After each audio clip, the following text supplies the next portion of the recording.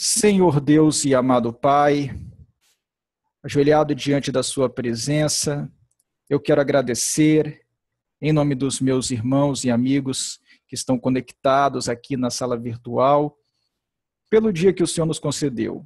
Quero agradecer pelo ar que todos nós respiramos, pela bebida que bebemos, pela água que o Senhor nos concede para refrigerar o nosso corpo. Queremos agradecer pela comida que o Senhor nos concedeu, o alimento de cada dia. Queremos agradecer pelo vestuário, queremos agradecer pela moradia.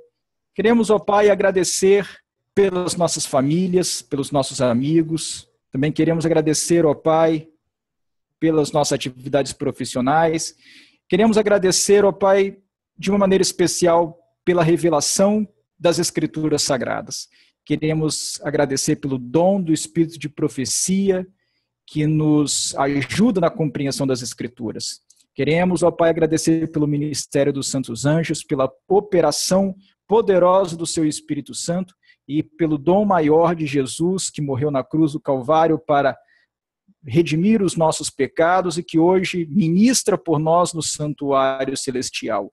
E em nome de Jesus, ó Pai, que nós entramos com confiança no santuário celestial para pleitear junto ao seu trono de graça, que o Senhor nos ajude a entender a verdade. Queremos entender a sua vontade para fazermos aquilo que é do seu agrado. Ilumine as nossas mentes, que o seu Espírito Santo realmente seja o nosso mestre de justiça nesta noite, que ele nos guie a toda a verdade conforme a promessa do seu Filho Jesus. É o que nós lhe pedimos em nome do Senhor Jesus. Amém. Muito bem, irmãos. Saúdo aqueles que acabaram de conectar na sala virtual. Nós vamos hoje dar continuidade a um estudo que nós iniciamos na semana passada. O título do nosso estudo é Guardai as vossas vestes. Nós já estudamos vários pontos na semana passada e hoje vamos dar continuidade e vamos encerrar o nosso estudo. Primeiramente, eu vou fazer uma recapitulação daquilo que foi estudado na semana passada, uma rápida recapitulação que vocês poderão acompanhar aí na tela pelos slides. Então, até que ele venha, guardai as vossas vestes, foi a palestra que eu pude apresentar no retiro de carnaval do Vem para a Luz, que aconteceu agora no carnaval deste ano.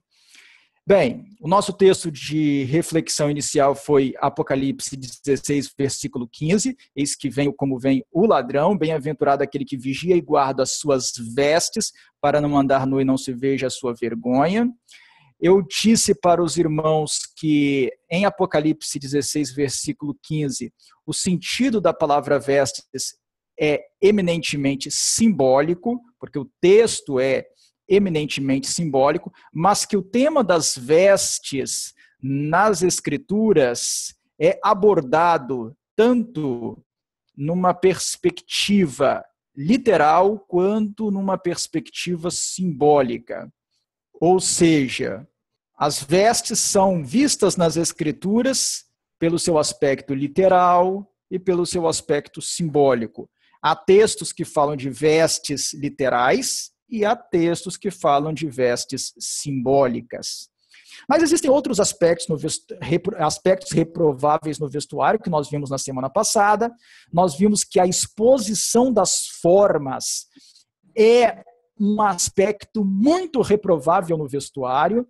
A modéstia e a decência são princípios muito importantes, mas que têm sido sacrificados a Deus à moda. E a irmã White diz que o Senhor livre seu povo desse repugnante pecado da exposição das formas. Deus não terá piedade daqueles que são escravos da moda, diz a serva do Senhor. Eu não apresentei na semana passada, eu acho, não tenho certeza, mas eu acrescentei aqui uma citação de um cristão primitivo, o Clemente de Alexandria, na sua obra O Instrutor. Ele diz assim: roupas luxuosas mas que não escondem as formas do corpo, de nada valem. Essas roupas, quando grudam no corpo, tomam sua forma aderindo à carne. Elas acentuam as formas femininas de maneira que todo o corpo fica à mostra, mesmo que não se possa vê-lo. Veja, um cristão primitivo escrevendo sobre isso, da igreja, lá da igreja de Esmirna, do período da história do cristianismo da igreja de Esmirna, aquele período que não recebeu reprovação do Senhor em Apocalipse capítulo 2. Fala aí contra as roupas que mostram as formas do corpo. Esse é um outro aspecto reprovável no vestuário. Também Ellen G. White diz: a reforma do vestuário está em flagrante contraste com a moda do mundo. Aqueles que adotam esse vestuário devem manifestar bom gosto, ordem e estrito asseio em todos os trajes. Uma roupa não deve ser usada. Ela diz que não deve ser usada, a menos que seja decente e de bom caimento. E de bom caimento. E de bom caimento. Ela tem que ser decente, de bom caimento. Aí nós vimos algumas fotografias para ilustrar vestuário que muitas vezes é usado pelas nossas irmãs, muitas vezes por falta de conhecimento, elas nunca receberam luz a respeito do assunto. Não estou aqui a julgar as pessoas, estou aqui a instruir conforme a revelação. E usam essas saias que são bem grudadas no corpo. A saia pode ser longa, mas de que adianta usar uma saia longa que segue todo o molde do corpo, indecente, mostra a forma do corpo? Deus não aprova isso.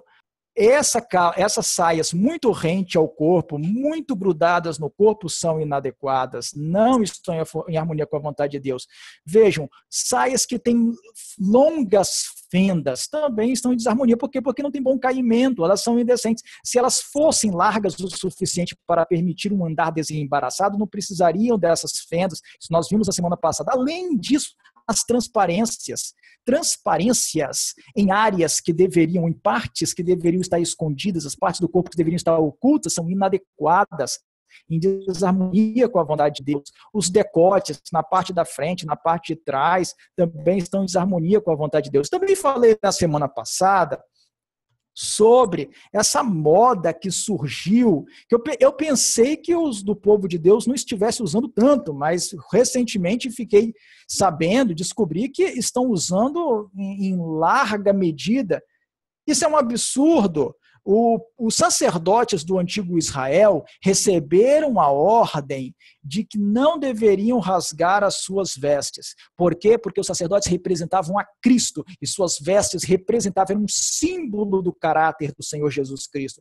Já os leprosos deveriam andar com suas vestes rasgadas. Vocês podem ver essas informações lá em Levítico capítulo 10, versículo 6, em Levítico 13, versículo 45, em Levítico 21, versículo 10, os leprosos tinham que usar as vestes rasgadas, porque os pobres, os leprosos, com a sua doença, eles estavam representando os pecadores, e a lepra era um símbolo do pecado que destrói a alma.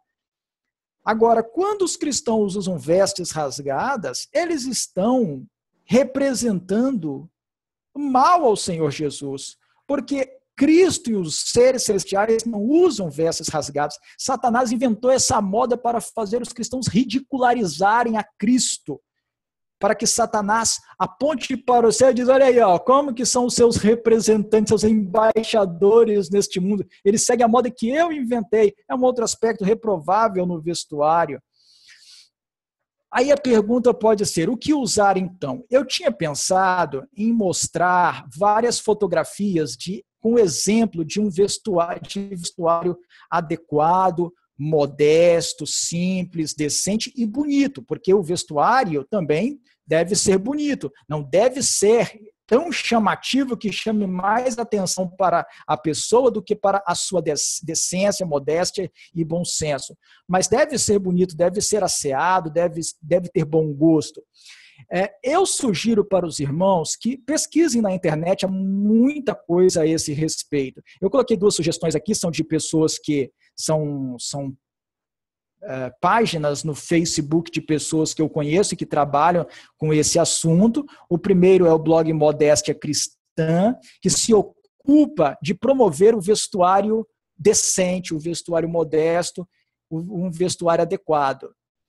E também nós temos aqui o perfil da Linda e Modesta, que já é um site para vendas de roupas que procuram seguir os princípios revelados. Talvez alguns gostem mais de algumas peças, outras gostem mais de outras peças, alguns julguem algumas peças mais adequadas que outras, mas aqui vocês vão ter várias sugestões e possibilidades para terem uma ideia do que usar em substituição à moda pervertida do mundo que desagrada a Deus. Existem outros sites, existem outras páginas, os irmãos podem pesquisar que vão encontrar. Mas vamos avançar agora para aquilo que não foi devidamente discutido na semana passada. Vamos avançar então. Bem, vestuário para outras atividades. Eu acho que eu até cheguei a falar sobre o assunto, mas não suficientemente bem. Em Mensagens Escolhidas, volume 2, a página 478, Ellen G. White diz: o vestido deve chegar até um pouco abaixo do cano da botina. Deve, porém, ser bastante curto para não tocar na imundície da calçada e da rua, sem que precise ser levantado com a mão. Um vestido mesmo mais curto que isso seria apropriado, conveniente e saudável para as mulheres quando fazem seu trabalho doméstico, e especialmente para as que são obrigadas a fazer algum trabalho ao ar livre. Com esse estilo de vestuário, uma saia leve ou no máximo 2, eis tudo o que é necessário e essas devem ser abotoadas a uma blusa ou suspensas com tiras. Então vejam que Ellen G. White defendia que o vestuário, o vestido da mulher ou a saia tivesse aproximadamente 9 polegadas ou 23 centímetros acima do chão, aproximadamente. Mas, para atividades domésticas ou ao ar livre, ela admitia um vestido um pouquinho mais curto. Não muito mais curto, mas um pouco mais curto, que fosse conveniente e saudável para a realização de trabalhos, que permitisse um andar desembaraçado, em que a mulher não tenha que levantar a saia, não é? Então, aqui ela não diz quanto mais curto, mas ela diz um pouco mais curto. Um pouco, somente um pouco mais curto. No texto de Testemunhos para a Igreja, volume 1, página 464, ela explica como ela praticava isso. Ela diz assim: com relação ao uso de vestido curto, e olha que quando ela está falando de curto, tem nada a ver com o que hoje as mulheres vão pensar como vestido curto. O vestido que ela chama de curto, as mulheres de hoje vão achar de vestido comprido. Bem, não tão comprido como de festa, mas comprido. Com relação ao uso de vestido curto, gostaria de dizer que tenho apenas um, que não é senão um dedo mais curto do que os vestidos normalmente uso. Um dedo mais curto. Visto ocasionalmente, eu me levantava cedo no inverno e pondo meu vestido curto, que não necessitava ser erguido com a mão para não se arrastar na neve, fazia vigorosas caminhadas de 2 a 3 quilômetros antes do desjejum. Usei-o várias vezes para ir ao escritório, quando era obrigado a andar pela neve pouco densa, úmida e barrenta. 4 ou 5 irmãs da igreja de Battle Creek fizeram para si vestidos curtos para usar quando empenhadas em lavar roupa ou na limpeza da casa. Um vestido assim nunca é usado quando saímos pelas ruas de Battle Creek, nem nas reuniões. Então vejam o caráter puro de puritanismo, de decência, de santidade da época e de Ellen G. White. Vejam bem como que elas raciocinavam sobre o assunto, como a senhora White raciocinava sobre o assunto. Ela disse que tinha um vestido que era um dedo mais curto do que os demais para fazer vigorosas caminhadas e que outras mulheres também fizeram vestidos curtos assim para se dedicarem à atividade de lavar roupa ou para limpar a casa. Mas que um vestido assim, um dedo mais curto, nunca é usado quando saímos pelas ruas de Battle Creek, nem nas reuniões.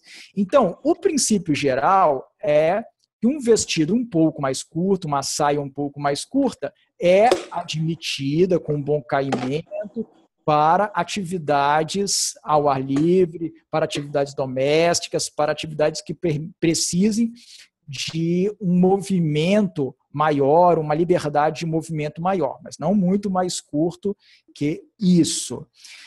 Eu queria dizer para as irmãs e para os irmãos o seguinte, antes de avançar na explanação. Nós precisamos fazer a diferença. O antigo Israel tinha o cordão azul para que um israelita pudesse ser identificado assim que fosse visto como aquele que fazia parte do povo que tinha sido libertado do Egito e que guardava os 10 mandamentos.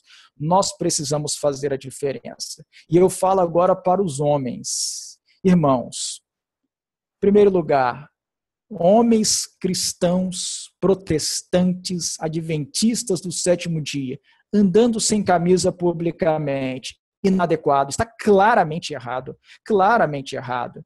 Andando por aí de bermudas, de shorts, claramente errado. Ninguém vai pensar que você é um cristão protestante, puritano, adventista do sétimo dia se vestindo assim. Não, você tem que fazer a diferença. Tem que fazer a diferença.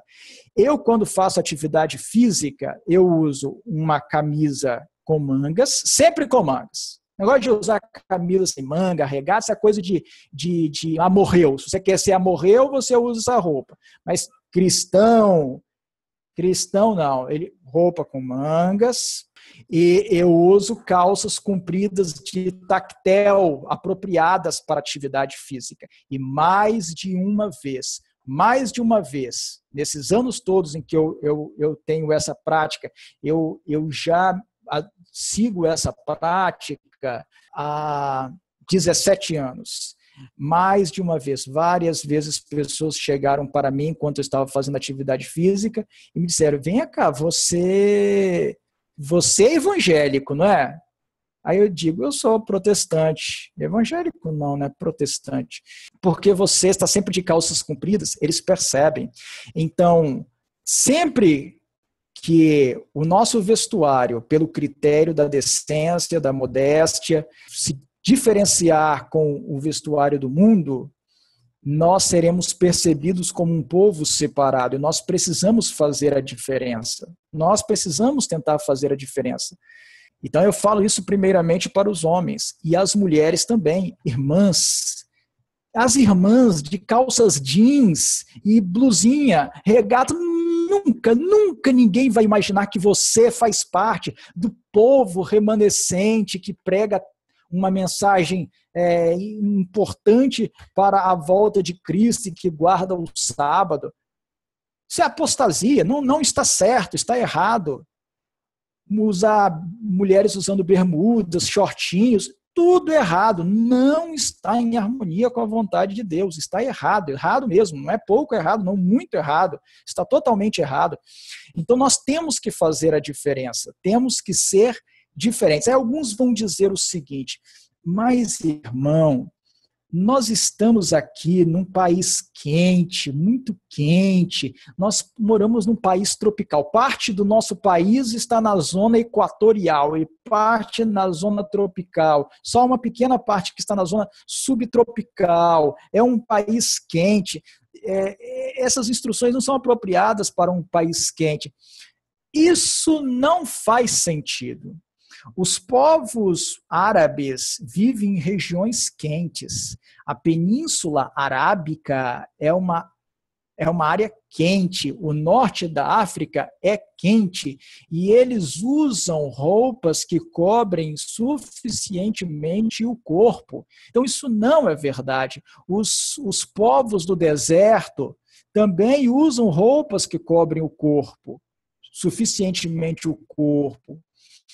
Então, não é verdade. O que realmente interessa nesse aspecto de a roupa ser quente é o tecido. Nós precisamos saber escolher bem os tecidos. Existem tecidos quentes e existem tecidos frescos. Nós precisamos procurar usar roupas com tecidos adequados. Um brim, que é um algodão tingido por fora, é um tecido quente. Uma seda pesada, uma lã fria, uma microfibra, um cetim de poliéster, são tecidos quentes. Agora, nós temos que procurar aqueles tecidos que são mais frescos. Uma seda leve, uma cambraia, que a cambraia é feita da fibra do algodão, uma tricolina, um linho, são tecidos mais frescos. Nós temos que saber procurar, estudar e aprender a escolher os tecidos mais frescos. Esse aspecto é relevante. O irmão Francisco diz assim: o norte da África também é quente. Em Marrocos, os homens andam de túnica e não tem calor. Eu estive lá, isso mesmo que o irmão disse. Exatamente. Alguns povos do deserto, os beduínos, eles usam roupas com cores escuras. E alguns podem pensar, mas como que eles podem aguentar usando uma túnica com um tecido escuro? Mas isso tem uma explicação da física. Como o tecido escuro que os beduínos usam atrai ou concentra ou absorve muita energia térmica, o ar ao redor da roupa se aquece, formando um fluxo de ar de dentro para fora. O ar sobe e sai e entra ar novo para dentro da roupa. Isso é uma convecção que acontece ali, um fenômeno de convecção, e permite que o vestuário fique fresco por dentro, no vestuário dos beduínos. Mas eles usam todas roupas que cobrem bem o corpo, todos os povos árabes. Claro que as vestes dos povos árabes da cidade são um pouco mais leves do que as dos beduínos, mas todos usam roupas bem adequadas por causa da maneira como elas são feitas e a estrutura, e também por causa do tecido escolhido. Mas então nós precisamos aprender a escolher o tecido, o tipo do tecido, para propiciar um vestuário mais adequado. Lá no evento do Vem Pra Luz, eu até contei um episódio um pouco engraçado, mas o objetivo não é gerar aqui piada, não, mas acaba sendo um episódio um pouco engraçado.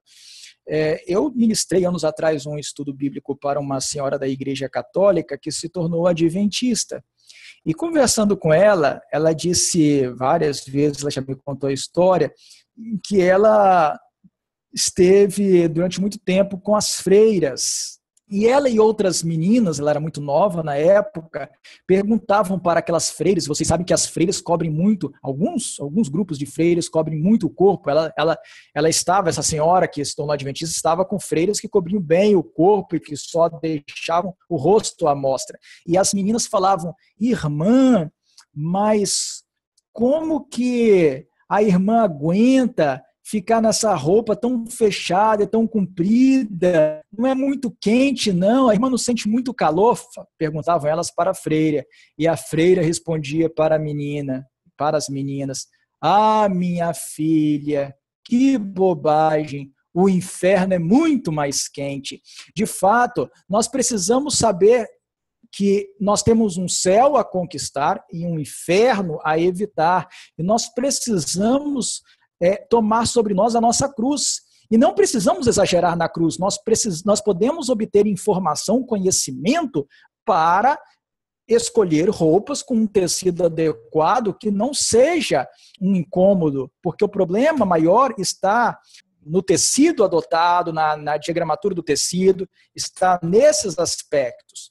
Bem, mas eu vou avançar um pouquinho, depois nós vamos continuar falando ainda sobre o vestuário para as atividades físicas, porque eu preciso falar aqui dos banhos mistos. É lamentável que o povo de Deus se envolva em banhos mistos. Os banhos mistos eram a prática dos antigos romanos. Vocês estão vendo aí uma foto de uma piscina romana, onde os romanos se banhavam. E no começo, na época da República e no início do Império, os banhos de homens e mulheres juntos não eram permitidos. Mas depois, a partir ali do final do primeiro século, início do segundo século, durante o segundo século da era cristã, os banhos mistos começaram a ser adotados. Como vocês podem ver, na ilustração do lado direito do slide. Homens e mulheres tomando banho nas piscinas romanas. Os cristãos viam isso com horror. Os cristãos do período da igreja de Esmirna, que vai aí aproximadamente do ano 100 até o ano 313, viam essa prática de banhos mistos com horror. O Clemente de Alexandria, na sua obra O Instrutor, diz: os banhos são abertos promiscuamente a homens e mulheres, e lá eles se despojam para indulgência licenciosa, pois de olhar os homens chegam a amar, como se sua modéstia tivesse sido lavada no banho. Aí ele fala outras coisas e depois diz: os homens, portanto, oferecendo às mulheres um exemplo nobre de verdade, devem se envergonhar de seu despojamento diante deles e se proteger contra essas perigosas vistas, pois quem olhou curiosamente, disse, já pecou. É a obra O Instrutor do cristão primitivo Clemente de Alexandria. Então, nós precisamos abominar esses banhos mistos. Esses parques aquáticos, piscinas com banhos mistos não são lugares adequados para os cristãos. Aí alguns vão dizer, mas mesmo nos lugares naturais criados por Deus, nós temos essas limitações nas praias, nos rios, nas cachoeiras, nos ribeirões, nas lagoas. Bem, de fato, nós não controlamos todas as situações, nós não temos como controlar o público em todas as situações, realmente não. E é por isso mesmo que quando for inevitável, dada a circunstância que haja homens por perto de mulheres, ou mulheres por perto de homens, que o vestuário tem que ser muito bem pensado, tem que ser muito adequado. E aí as pessoas perguntam, como faremos para tomar banho num rio, para tomar banho numa cachoeira? Bem, nesse campo, eu vou ter que ser bastante cauteloso. Por quê? O irmão Francisco está perguntando se os romanos tomavam o banho nus. Alguns nus, alguns seminus, com tangas, não é? Usavam as tangas, que seriam os shorts de praia, as bermudinhas de hoje, a mesma coisa. Para os antigos, eles usavam a linguagem de nu quando você estava com uma roupa de baixo. Mas sobre, então, o vestuário para situações de banho em praias, rios, cachoeiras, ribeirões, lagoas ou coisa parecida. Bem, eu já adianto que para essas situações e para outras situações mais de atividades físicas, eu sei, já afirmo que não conseguirei oferecer uma solução para todas as situações. Eu sei que não terei como oferecer uma solução para todas as situações possíveis. Por quê? Porque não há informação explícita na revelação para resolver todas essas situações. Ellen G. White não escreveu a respeito, não temos informações claras, explícitas nas escrituras sobre essa situação. Então, quando nós não temos uma informação explícita, uma regra clara, como tudo que nós vimos até aqui, tudo que foi exposto até aqui estava baseado em textos explícitos, claros. Mas quando nós falamos de banhos em lugares naturais, nós não temos informações claras, eu não tenho textos claros para oferecer para os irmãos. E não interessa eu simplesmente apresentar o eu acho, eu penso. Vamos tecer aqui algumas considerações com base nos princípios. Nós temos princípios revelados, nós podemos extrair conclusões desses princípios. É claro que como nós estamos falando de princípios, ou seja, ideias gerais, a aplicabilidade desses princípios nessas situações concretas vão permitir algum grau de elasticidade, justamente por não termos textos expressos tratando dessas situações. Alguns irmãos vão ser mais estritos, outros vão ser um pouco menos estritos, porque os limites não vão estar muito bem definidos como estiveram para as situações que nós discutimos até agora. Então, como podemos lidar com essa situação? Bem, no caso dos homens, o que eu posso afirmar com certeza, sem dúvida alguma, em nome do Senhor, é que entrar na água da praia, do rio, da lagoa, da cachoeira, com sunga de praia é totalmente inadequado para um cristão. Essa prática tem que ser abandonada. Isso é claro, para isso não há dúvida. Eu não preciso de um texto para isso, porque isso foge totalmente a todos os princípios revelados. É uma prática que até mundanos estranham. No Brasil é bem comum, mas em outras partes do mundo não. Também eu posso afirmar que cristãos não devem tomar banho, os homens, estou falando para os homens sem camisa, em lugares em que mulheres estão presentes ou possam estar presentes. Não, devem estar cobertos. Então, pelo menos devem estar com camisas. E hoje isso se tornou muito fácil, porque se vocês forem a uma loja de roupas para atividades esportivas, é o que facilmente se encontra hoje, são camisas para se tomar banho, e muitas têm proteção contra os raios ultravioletas do sol. Isso é muito frequente. O irmão Francisco está dizendo aqui em Portugal os homens usam calções até o joelho para tomar banho. Eu não sabia disso, irmão Francisco. Bom esclarecer esse ponto. Então, as camisas para banho estão de fácil acesso e hoje se tornou moda. Até poucos anos atrás, pelo menos aqui no Brasil, os homens sempre iam sem camisa para a praia. Agora é frequente você ver homens de camisa na praia tomando banho, que já era uma prática do surf e que agora foi se popularizando. Vários homens estão usando camisa apropriada para água, de lycra, não é? E muitos com proteção para os raios ultravioletas. Então, agora, além da camisa, vem a questão da peça inferior, a peça para os membros inferiores. Aqui eu realmente vou ter que ser bastante cauteloso. Por quê? Eu sei que alguns irmãos e algumas irmãs vão achar para os irmãos, para os homens, que seria mais adequado que fosse de um jeito, e outros vão achar que seria mais adequado que fosse de outro. Eu não tenho um texto expresso para tratar desse ponto. Então eu vou explicar aqui, vou expor para vocês, neste momento, a minha opinião. Mas eu não tenho um texto expresso. Aqui nós estamos trabalhando em cima dos princípios. Eu vejo que não seria errado, não seria indecente se para entrar na água, para tomar banho, o homem usasse uma bermuda comprida, uma bermuda apropriada para banho, simplesmente para o momento do banho. Eu tenho bermuda para banho e nas vezes em que usei, eu fui, por exemplo, à praia, fui de calças para a praia. Não saio de casa andando de bermudas na rua. Não, isso é inadequado.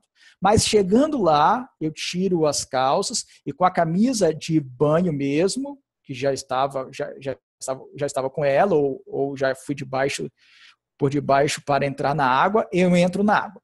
Não gosto muito, mas é uma questão pessoal, não aprecio tanto. Muitas vezes eu prefiro entrar com a calça de tactel, como, por exemplo, lá no Vem Pra Luz, nós fomos lá no Retiro de Carnaval a Cachoeiras, e nós ficamos de calça de tactel e entramos na água de calça de tactel. Eu não me sinto muito bem usando a bermuda, mas não veria nenhum problema em usá-la e em que os irmãos usassem num contexto muito específico do banho. Mas não para sair depois por aí de bermuda, isso não. Naquele contexto do banho, que usassem as bermudas. Então, existe essa possibilidade, ou usar uma calça tactel, ou usar uma bermuda para o banho. Aí, cada qual vai ter que, levando em consideração todos os princípios, avaliar o que considera o mais adequado, segundo a sua compreensão da vontade do Senhor. Isso no que diz respeito aos homens.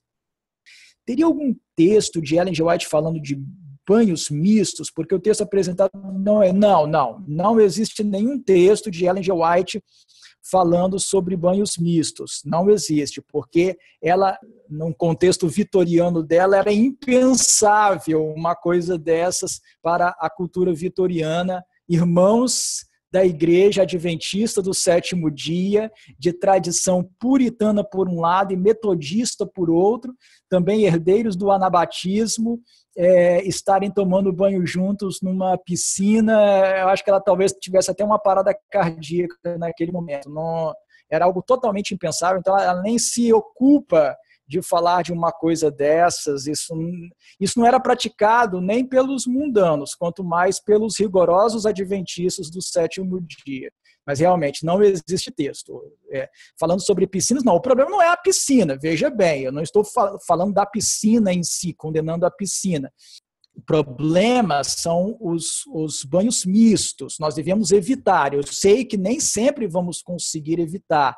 O problema da piscina é que ela continua uma prática greco-romana, uma prática romana que era abominada pelos cristãos primitivos.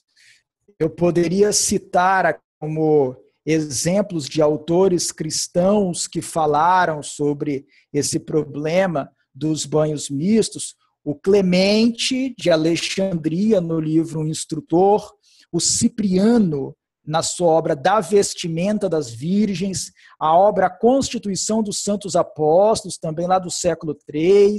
Essas obras dos cristãos primitivos falavam com horror dos banhos mistos nas piscinas romanas, mas texto Espírito e Profecia realmente não existe. Os cristãos primitivos que nós gostaríamos muito de imitar são aqueles que não receberam reprovação do Senhor, viam com horror esses banhos mistos. E os banhos em lugares naturais também devemos tentar ao máximo evitar os banhos mistos. Em instituições cristãs adventistas mais conservadoras, quando eles vão para tomar banho de cachoeira, eles separam os grupos. Num dia ou num momento do dia vão as mulheres e depois, no outro momento, vão os homens. Não tomam banho justo. Mas nós não controlamos o mundo, nós não temos como controlar o acesso a todos os lugares. Então, por isso, eu não posso dizer que não vamos nunca estar num lugar em que homens e mulheres não estejam juntos. O problema maior é no vestuário. Nós temos que tomar cuidado com o nosso vestuário. O vestuário tem que representar bem o caráter do cristão. Mas eu preciso falar agora das mulheres. Lembrando que eu estou trabalhando com princípios. Neste momento eu não tenho textos expressos para apresentar, porque a senhora White não tratou do assunto. Bem, no caso das mulheres, o que posso afirmar com certeza e sem medo de errar é que biquínis, maiôs e essas roupas colantes que muitas mulheres do mundo usam, são inadequadas, estão em desarmonia com a vontade do Senhor, são inadequadas. Essas peças devem ser abandonadas. Aí, o que fazer então? Bem, aí o que fazer realmente introduz um aspecto difícil de equacionar. Algumas irmãs preferem, para o banho, usar as calças compridas, mas apenas para entrar na água. Algumas preferem isso, acham mais decente, mais adequado. Outras preferem usar vestidos para manter o princípio do vestuário feminino, especificamente para entrar na água. Usando o vestido, é claro que devem tomar o cuidado para ter o cuidado de ter alguma roupa por baixo, um short, alguma coisa que não torne o vestuário indecente. E é preciso se preocupar com o tipo de tecido, justamente pelo que a irmã falou. Quando se entra na água, o vestido pode grudar no corpo e isso seria indecente. Tem que ser um tipo de tecido que não ocasione essa situação. Pelo menos que não grude excessivamente no corpo a ponto de ficar indecente. Eu não tenho como equacionar essa situação totalmente. O que eu posso dizer para os irmãos é o seguinte: as mulheres do século XIX enfrentaram essa situação. Aqui nós temos, olha, recortes de publicações do século XIX, esta do lado direito é de 14 de junho de 1879 e mostra mulheres com trajes para irem à praia. Elas estão com trajes mais rentes, mas com calças por baixo. Aqui, datando de 1880, do lado esquerdo, vocês veem também trajes que usaram na época. Então, eles enfrentaram, as pessoas do século XIX enfrentaram essa situação. E isso pode servir de inspiração para as mulheres tentarem equacionar esse problema hoje em dia. É claro que atualizando os modelos, tornando-os adequados ao século XXI, ao design do século XXI. E, de fato, hoje em dia, para aquelas que quiserem, já existem modelos de vestuário seguindo esse mesmo conceito do século XIX. Uma calça por baixo, mais rente ao corpo, mais justa, com uma peça como se fosse uma saia mais curta por cima, especificamente para o banho. Lá no evento do Vem Pra Luz, no retiro de carnaval do Vem Pra Luz, algumas irmãs usaram peças assim. Era uma calça justa por baixo, né, apropriada para se tomar banho, com uma saia por cima. Houve diferentes modelos de irmãs que usaram peças assim, de tal forma que elas ficavam decentes e também não perdiam a feminilidade com o modelo adotado. A irmã Cristina está dizendo, mas isso não seria tentando ser como o mundo? A foto de como usavam roupa para banhos. A irmã deve estar falando dessas ilustrações que eu estou mostrando no slide neste momento. Se isso seria tentar seguir o modelo do mundo. Bem, é o que eu estou dizendo para os irmãos. Não tenho um texto expresso do Espírito de Profecia para essas situações. Então, eu não posso inventar. Eu só estou trazendo a informação para que os irmãos e as irmãs, conforme suas consciências e com base nos critérios que já aprenderam da revelação, possam buscar a melhor maneira possível para equacionar a situação. Então, eu estou mostrando aqui como eles procuraram resolver a situação no século XIX. E se eu comparar esse vestuário que eles usaram aqui no século XIX com o vestuário que as mulheres usam hoje na praia, esses aqui vão subir para o céu já como membros dos 144 mil, porque a decência e a modéstia desse vestuário salta aos olhos. Agora, cada qual vai procurar resolver essa situação, principalmente as irmãs, da melhor maneira possível, tendo em vista a inexistência de texto expresso sobre o assunto. Então, não estou dizendo como é que as irmãs vão fazer. Eu não sei, eu não sou o profeta. Eu estou simplesmente trazendo informação para as irmãs. Agora, o que eu posso dizer, com base nos princípios que as irmãs já viram aqui, de biquíni, maiô, roupas coladas, com partes do corpo, muitas partes do corpo expostas, são inadequadas. São totalmente inadequadas. Mas agora, a revelação não fala muito desse assunto.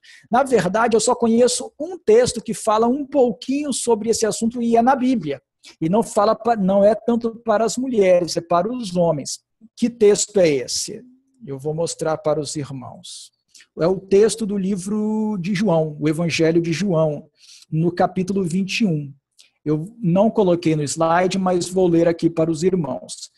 Depois disto, a partir do verso 1, João, capítulo 21, a partir do verso 1, depois disto, tornou Jesus a manifestar-se aos discípulos, junto do mar de Tiberíades, e foi assim que ele se manifestou. Estavam juntos Simão Pedro, Tomé, chamado Dídimo, Natanael, que era de Caná da Galileia, os filhos de Zebedeu e mais 2 dos seus discípulos. Disse-lhes Simão Pedro, vou pescar. Disseram-lhe os outros: também nós vamos contigo. Saíram e entraram no barco, e naquela noite nada apanharam. Mas ao clarear da manhã, estava Jesus na praia. Jesus estava na praia. Todavia os discípulos não reconheceram que era ele. Perguntou-lhes Jesus falou lá da praia: filhos, tendes aí alguma coisa de comer? Responderam-lhe: não. Então lhes disse: lançai a rede à direita do barco e achareis. Assim fizeram, e já não podiam puxar a rede. Tão grande era a quantidade de peixes. Aquele discípulo a quem Jesus amava disse a Pedro: é o Senhor. Simão Pedro, ouvindo que era o Senhor, cingiu-se com sua veste porque se havia despido e lançou-se ao mar. Mas os outros discípulos vieram no barquinho puxando a rede com os peixes, porque não estavam distantes da terra, senão quase 200 côvados. Então vejam bem, os discípulos eram todos homens, todos do sexo masculino, estavam no barco. E estando no barco, eles ficaram mais à vontade. Pedro estava despido, não quer dizer que ele estivesse totalmente nu. É porque quando, para a linguagem hebraica, para a cultura hebraica, se você estiver somente com a ketoneth, ou estivesse somente com vestes de baixo, era como se você estivesse despido. Então, ele quis ir para a praia e ele sabia que na praia poderia haver mulheres, poderia haver pessoas do sexo feminino. O que ele faz? Ele, antes de pular na água, ao contrário do que aqui os brasileiros fazem, né? Um absurdo. Antes de pular na água, ele coloca a sua veste. A palavra hebraica aqui indica uma capa, um manto. Ele coloca a roupa de cima, ele coloca a capa. E ele pula a água e vai para a praia. Ele não vai com as roupas de baixo, ele vai para a água com a sua capa. É o único texto que eu encontro em que se faz uma referência assim. Então, se, é claro, os homens estiverem num contexto em que eles sabem que mulheres não vão estar presentes, eles podem até ficar mais à vontade. Mas nos lugares públicos em que mulheres poderão estar presentes, não é adequado que isso aconteça. É a máxima informação que eu tenho em texto revelado de uma prática de cristãos, apenas isso. Eu não tenho mais do que isso para oferecer aos irmãos, e os irmãos devem então procurar, dentro dos princípios revelados, aplicar esses princípios da melhor maneira possível. Mas aí vem a questão que o irmão Francisco levantou, e é uma boa e importante questão. Nós precisamos tomar sol por causa da vitamina D. Nós precisamos realmente tomar sol, e esse é um ponto importante.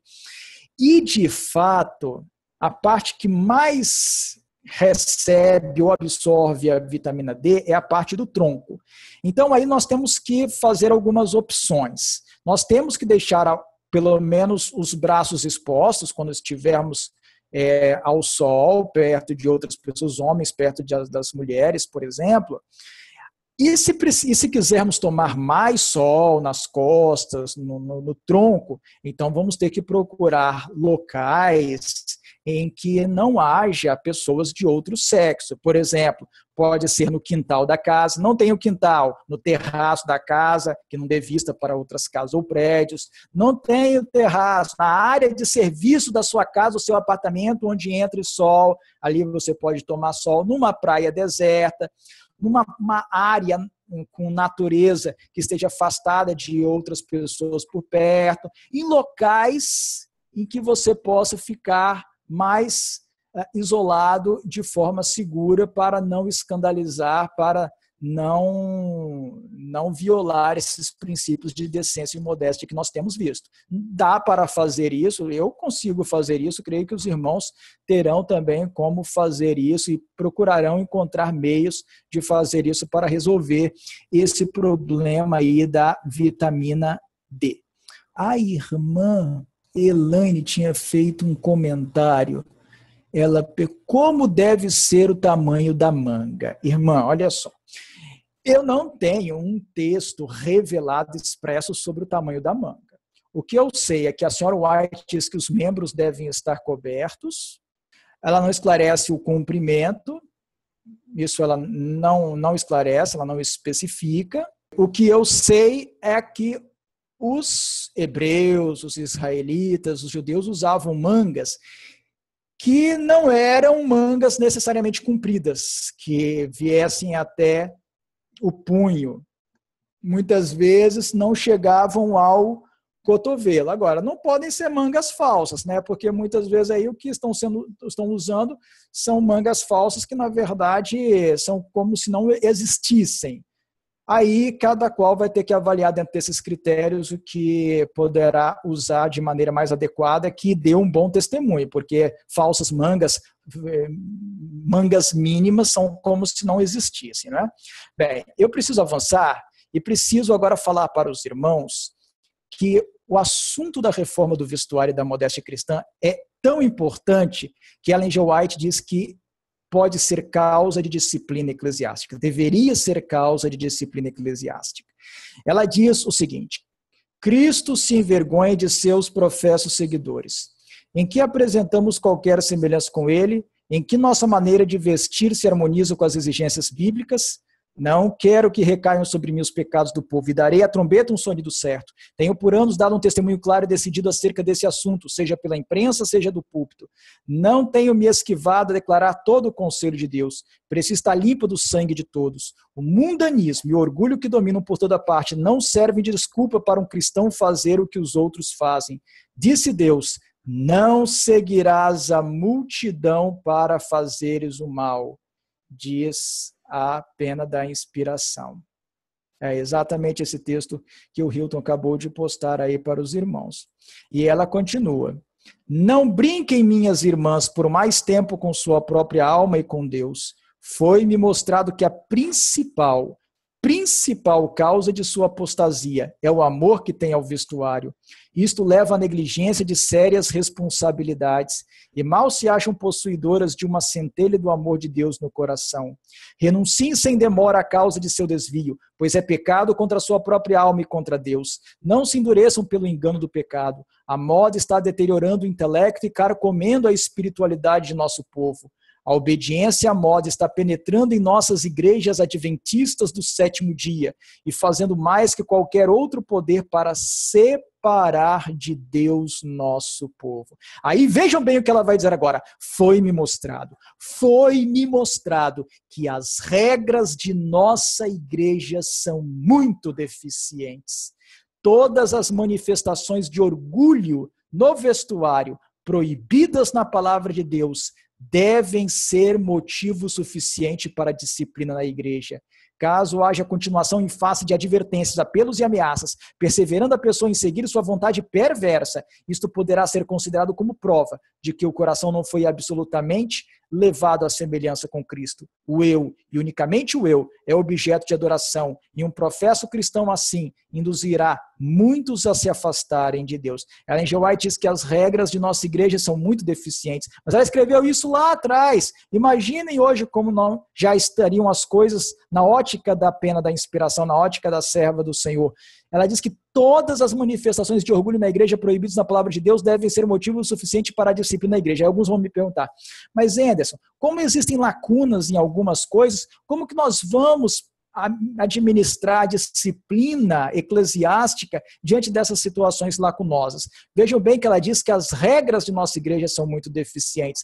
A igreja tem a autoridade para, com base nos princípios revelados, estabelecer as regras mínimas de prática cristã. Existe aquilo que está claro na revelação e, com base nessas orientações claras, regras poderiam ser estabelecidas. O problema é que nós não estamos tendo regras nenhuma.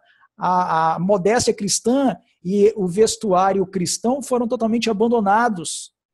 E ela diz: a obediência à moda está penetrando em nossas igrejas adventistas do sétimo dia e fazendo mais que qualquer outro poder para separar de Deus nosso povo. É o que diz a serva do Senhor. E ela diz: há sobre nós, como um povo, um terrível pecado, termos permitido que os membros de nossa igreja se vistam de maneira incoerente com sua fé, precisamos erguer-nos imediatamente e fechar a porta contra as seduções da moda, a menos que façamos isso, nossas igrejas se tornarão desmoralizadas. Testemunhos para a Igreja, volume 4, páginas 647 e 648. Eu nem vou comentar muito isso sobre nossas igrejas se tornarem desmoralizadas, acho que é desnecessário e vou avançar. Reforma do vestuário, fácil para quem está morto. Alguns vão dizer assim, mas essa reforma do vestuário é muito difícil, é muito complicada.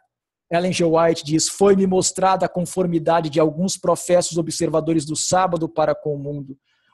Vi que era uma desgraça a sua profissão, uma desgraça a causa de Deus, desmentem sua profissão, julgam que não são como o mundo, mas dele tanto se aproximam no vestuário, na conversação ou nos atos, que não há diferença. Por que é tão difícil viver uma vida abnegada, humilde? Porque os professos cristãos não estão mortos para o mundo. É fácil viver depois de estarmos mortos, mas há muitos que desejam os porros e as cebolas do Egito, inclinam-se a vestir e proceder o mais semelhante ao mundo possível, e todavia querem ir para o céu. Esses sobem por outro caminho, não entram pela porta estreita e pelo apertado caminho. Irmãos, ela diz assim que os professos cristãos não estão mortos para o mundo. É fácil viver depois de estarmos mortos, é fácil viver depois de estarmos mortos. Nós temos que considerar essas verdades com alegria. Não devemos considerar essas verdades como uma coisa sofrida. Devemos ficar alegres por essas verdades. Imagine, vocês foram chamados para ser o povo seleto de Deus, o povo que está vivendo no tempo do juízo final. Não é o povo que está vivendo perto do juízo final, não. É o povo que já está vivendo nas horas solenes do juízo final. A corte celeste está reunida na casa de Deus. A sessão do tribunal está aberta. O tribunal celeste está em sessão.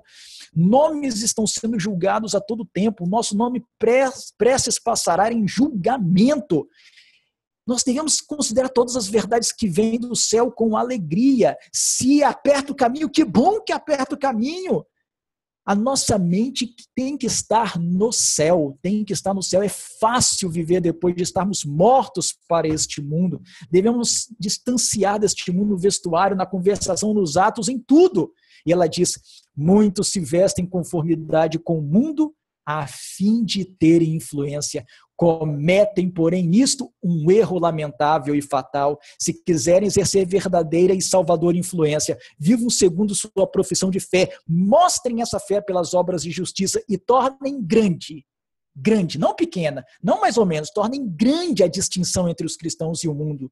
Vi que as palavras, o vestuário e as ações devem falar em favor de Deus, ela diz nesse texto. E depois ela fala mais e diz neste texto que ninguém senão os puros e santos há Jesus de reconhecer como seus.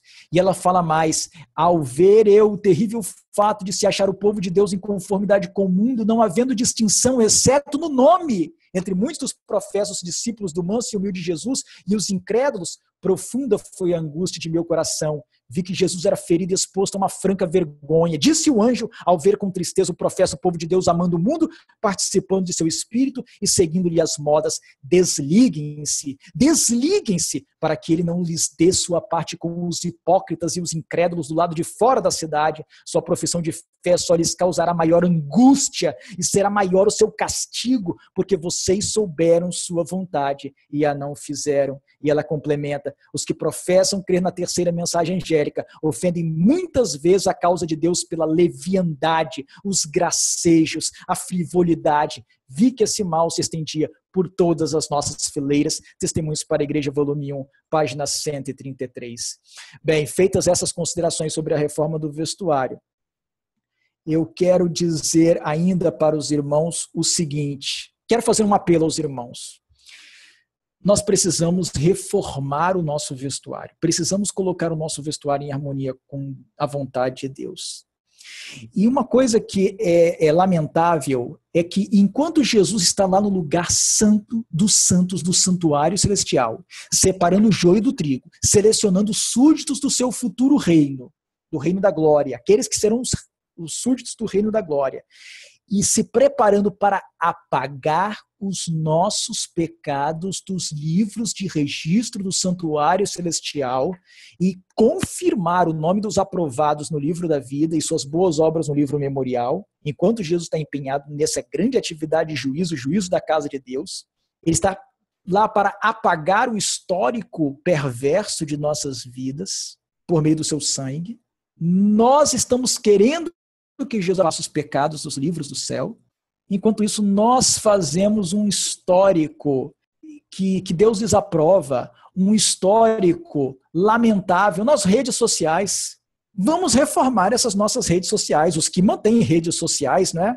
Fotos tomando banho com bermuda, sem camisa, de biquíni.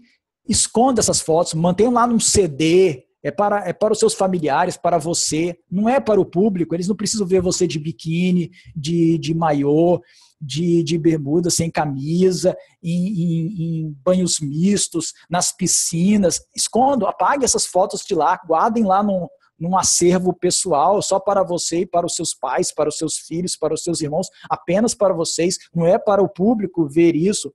Essas postagens cheias de comicidade, cheios de piadas, cheios de brincadeiras, muitas vezes com brincadeiras com o nome de Deus. Faça uma reforma nas redes sociais. Tornem a sua página nas redes sociais, se você mantém um perfil nas redes sociais, a página de um puritano, porque nós somos os herdeiros dos puritanos. A página de um metodista do século XIX, porque nós somos os herdeiros dos metodistas. Nós recebemos deles a chama da verdade. A página de um cristão primitivo. Eles não tinham internet, nenhum desses tinham internet, não tinham redes sociais, mas vamos ter o caráter deles, a postura deles.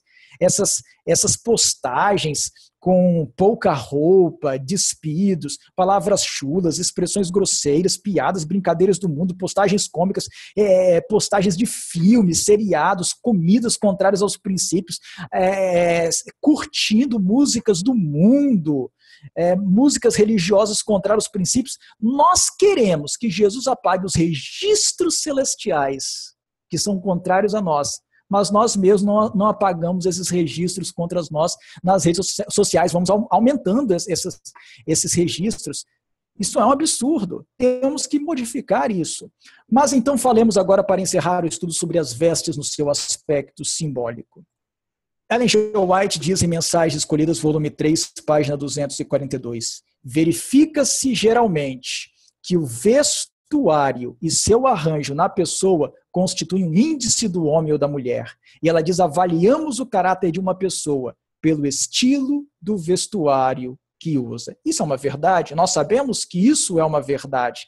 Uma senhora modesta e piedosa trajar-se-á modestamente. Na escolha de um vestuário simples e apropriado, revelar-se-á um gosto apurado, uma mente culta.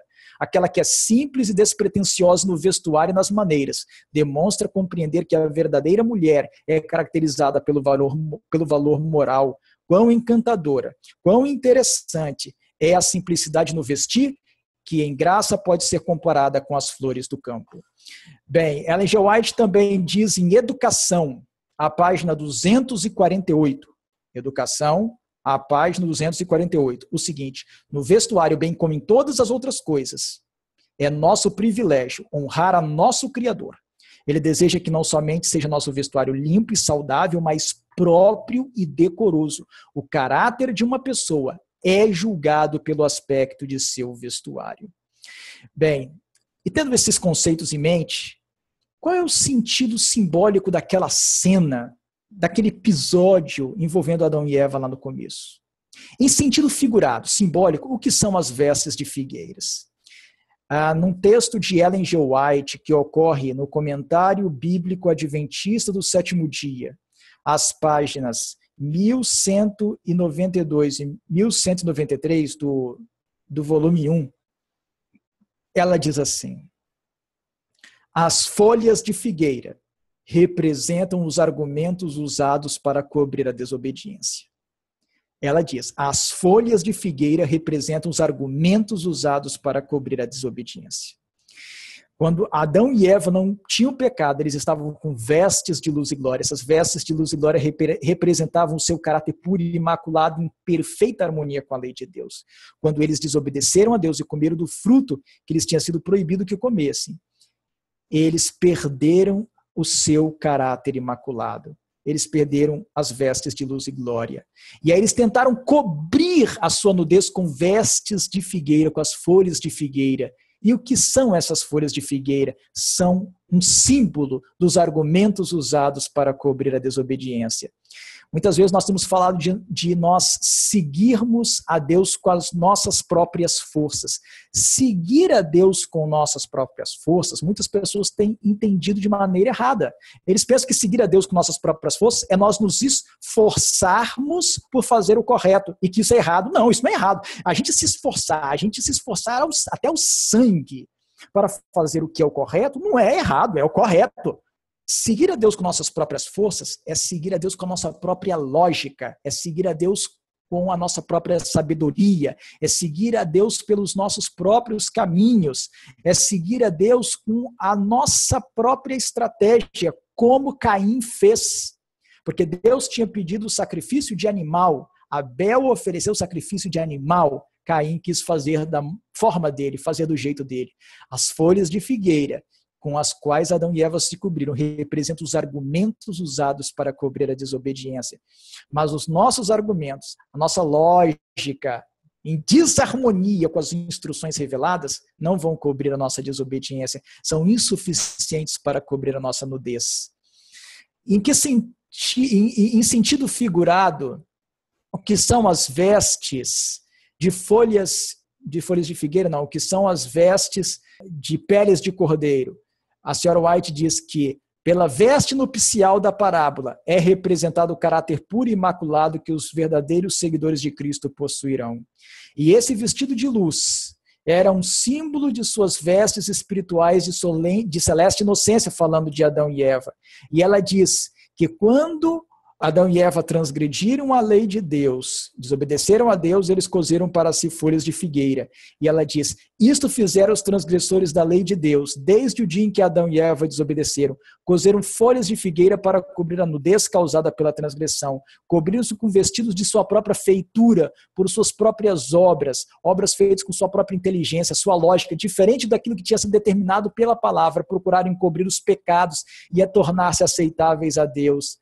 Mas isso não é possível. Isso jamais pode ser feito, ela diz. Somente as vestes que Cristo proveu podem habilitar-nos a aparecer na presença de Deus. E as vestes que Cristo proveu não significam apenas o perdão dos nossos pecados. Não, está errado, é uma compreensão equivocada. Ela diz, este vestido das vestes de Cristo é fiado nos teares do céu e ele não tem um fio de origem humana. Aí alguns interpretam que quando se diz assim, não ter nenhum fio de origem humana, quer dizer, nada que a gente faça importa. Não, não é nada disso não. Não ter um fio de origem humana quer dizer que não tem nenhum mandamento humano, é tudo conforme os princípios revelados por Deus. Em sua humanidade, Cristo formou o caráter perfeito e oferece-nos esse caráter. Por sua obediência perfeita, tornou possível a todo homem obedecer aos mandamentos de Deus. Ao nos sujeitarmos a Cristo, nosso coração se une ao seu, nossa vontade emerge em sua vontade, nosso espírito torna-se um com seu espírito, nossos pensamentos serão levados cativos a ele, vivemos sua vida. Isso é o que significa estar trajado com as vestes de sua justiça. Então, meu apelo aos irmãos é que, enquanto nós esperamos Cristo vir, nós guardemos as nossas vestes, conforme Apocalipse 16, versículo 15 diz.